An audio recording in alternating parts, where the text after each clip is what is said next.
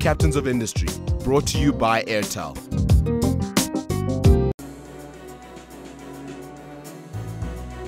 Hello and the warmest welcome to this edition of Captains of Industry. Now, earlier this year, Samsung announced a very ambitious program for Africa.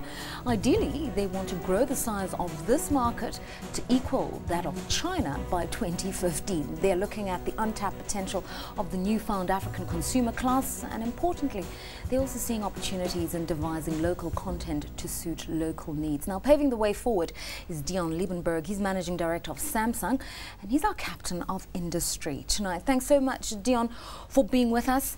Just looking at the international program that's been announced by Samsung headquarters in Korea, basically the plan for Africa is to really grow aggressively. Hopefully by 2015, the size of sub-Saharan Africa, the market that you capture, will be the size of China. Now, some people will be saying, oh, that's overly ambitious. You know what, this market is so underdeveloped. And if you look across the market, Samsung today is present in more than 30 countries. It's a market that we started refocusing approximately 2 years ago, and with a very strong leadership based out of South Africa, but also present in countries like Kenya, Sudan, in Nigeria. We're really taking this one and driving it forward. I mean, initially, what we're getting a sense of is you're going to focus on the top 10 economies in Africa. Yes. You've mentioned a few of those, and these economies account for something like 79% of Africa's GDP in general. But which are the gems for you? Which are the countries that are outside of South Africa you're thinking this is the one to really focus on? So my responsibility is South Africa, but my colleagues and the rest of the management team focuses on countries outside. Those markets include Nigeria, purely because of the size. The mere size of the population and the consumer spectrum is just enormous. Other developing countries in technology, you know, Kenya is the hub for East Africa, is just exploding. But then you look at the far west, you look at Senegal, and you look at Sudan, and everyone is just crying out for more technology and to be connected and to have access to the latest consumer electronics. What's it like running your business in South Africa? And I know that Samsung is more than just the mobile phone, it's electronics and other manufactured goods. But South Africa is in many ways, I always argue, a saturated market. Anybody who wanted to make their money in South Africa should have come a long time ago, we'd argue. So let me give you our perspective. So approximately 50% of South Africa is under the age of 20, which means those are the folks who's going to decide on their first laptop, their first netbook. They're going to buy and set up their first home. And the new economy in the consumers are driving for latest technology with speed, and they want to make sure that they get everything that is really important to them, which means first camera, first laptop, first netbook, first fridge. We have a span of products that's over 7-8 categories, but more than 300-400 products, which means that is the target market that we're driving at the moment as well. Let's focus on the communications side. And I know that because of a restraint on trade on you having to focus on the electronic side, but some people would say, you know, that young consumer you're talking about, efficiency, efficiency, efficiency. They want one product that does just about everything. I've got a 9-year-old and he has an iPad, for instance. I don't even have an iPad, you know what I mean? It's got the phone, it's got music, it's got all the little bits and pieces that makes his life fun and functional. So the more we create products, the less you're able to just capture that market, because they're talking consolidation, not more and more. Absolutely. And I think it's about making products which are relevant to the consumer market or for the specific target market. Think back 15 years ago, we didn't think about mobile phones. We didn't think about having ultra slim netbooks. We didn't think about the convergence of technology. We didn't think of an automated vacuum cleaner that vacuums your floors while you're not at home.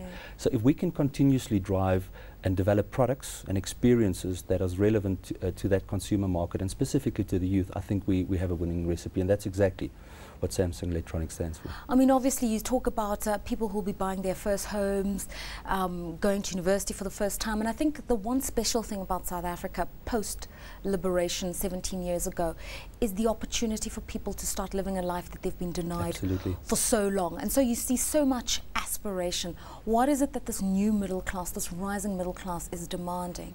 They're demanding efficiency. What they want is they want to make sure that whatever you communicate to them is very clear, changes their lives, makes them more efficient. They're demanding a smarter life. And as Samsung, we stand for a smarter life. We want to make sure that your life becomes smart. Through that, we want to develop and create a smarter world.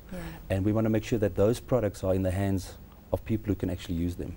And you know, you think about route to market, you think about the cost and the cost of ownership and the price that people pay.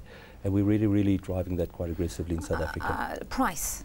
Price, always a contentious discussion. Price. Some people are saying for Africa, Samsung's probably outpriced, in the sense that if we just looked at the mobile side, you're competing with products that the Apples and the Blackberries and the others have come up with, and that's a higher end product for an emerging economy and an emergent middle class, where in many countries people just have to spend, as the middle class, about $10 a day. So pricing is a very sensitive issue. Absolutely. So just another reference. So out of 1 billion people in Africa, there's just over 500 million, just over a half a billion people who have active SIM cards.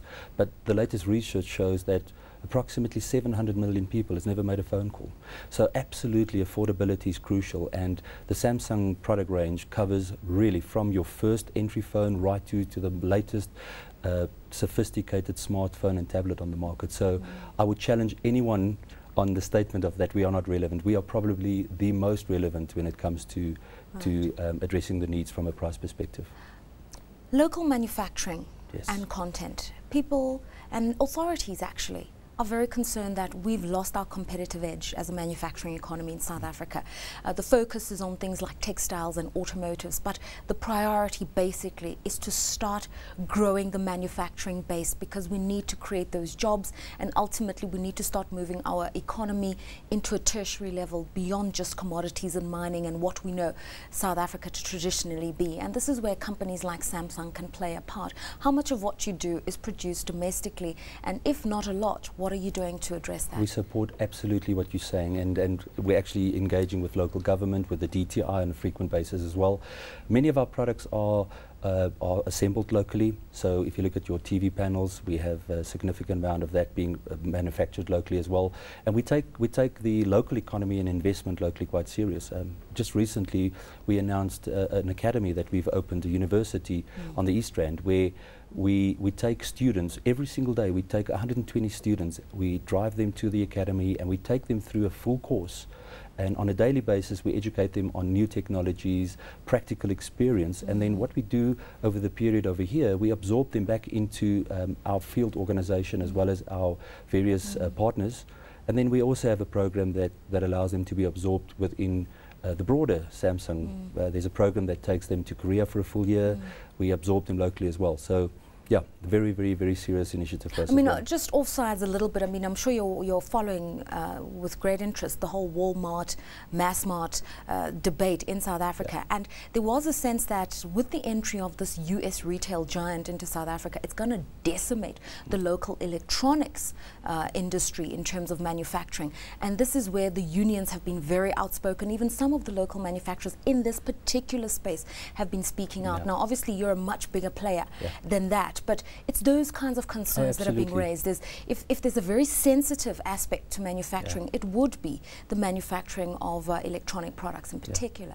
I think it brings efficiency. I think the person who will benefit from this is the consumer in the street, because processes will become more efficient, global economies of scale will become more efficient, and I don't think there's any drive to take any revenue outside of the country. It's really about investing back into South Africa, but also into the continent. And we're very keen, and that's why we've made statements of driving our growth forward in the next 3 to 4 years as a stable, a committed partner. What do you make of the labor dynamic in South Africa? Recently we've heard some prominent business leaders saying, you know, watch what's happening in China closely, watch what's happening in Korea closely.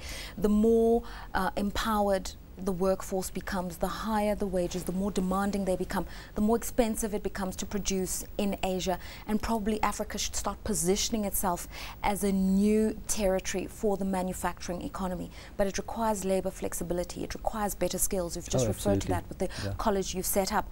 Is Africa ready to take on a challenge? Is Africa ready to position itself as an alternative to Asia? I think there's a couple of challenges. There's a multiple of questions.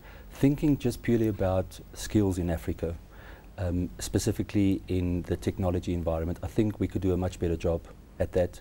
I think companies like Samsung and all multinational companies in a high-paced technology environment are constantly challenged with retaining developing and growing the local skill set. So I think everyone in this industry can do a much better job, and as I said, we've taken it quite serious. Samsung's also embarked on some sort of collaboration with the University of Cape Town and Research and Development. I'm very curious about this because the focus here is identifying people with the tech know-how to unravel new and innovative local data systems for local needs. What does that mean, local data for local needs? So it's always a challenge for a global organization to localize. You know, we develop products at a global level, we innovate at a global level, and then we want to bring those products and technologies and localize and sell to local customers. We need to clearly understand what are the local needs of South Africans and people in Africa. And if we understand that through partnerships with the University of Cape Town, as an example, we feed that back into our R&D environments and we develop products which are relevant. As an example, we've just announced the first solar-powered netbook in the world. And that product specifically has been developed for a market like Africa. 2 hours in the sun, recharges 1 hour usage. And that's quite amazing. You know, challenges even in South Africa, we've got some electrical challenges. But imagine you're someone in Kinshasa and you don't have access to power, but you want to run your business. In the sun for 2 hours gives you full access to work on that laptop for 2 hours. And it retails for approximately 3,500 Rand, which is very, very compelling. I'm glad you've just mentioned it. My final question before we go to break. Samsung's facing a bit of a court case and a lawsuit in Australia. It's not your fault, I appreciate that. But allegations of patent infringement on the Galaxy S and the TouchWiz, and we'll see how that plays out.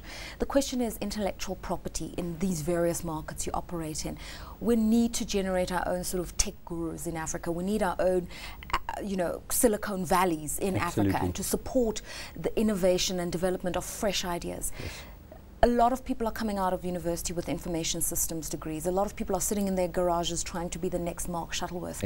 But they're not patenting these ideas in the country. Where does that put you? I think there's a couple of challenges back to the individuals, but as an organization, a global organization, what we do is we have multiple programs where people can contact us to engage and bring new technologies to us as well around the globe. In South Africa and in Africa, we have an ecosystem of partners which we deal with. We frequently invest money to partners to develop applications and content for the various products that we serve, and we will continuously driving that as well. Okay, we'll continue speaking on this track. We're speaking to the Managing Director of Samsung in South Africa. It's Deon Liebenberg. He's a techie, you know that, having worked for Research in Motion. I'm going to ask him about that, Vodacom and Telkom. But behind this facade is a man with a colorful life and various interests. We're going to find out more after the break. Stay with us.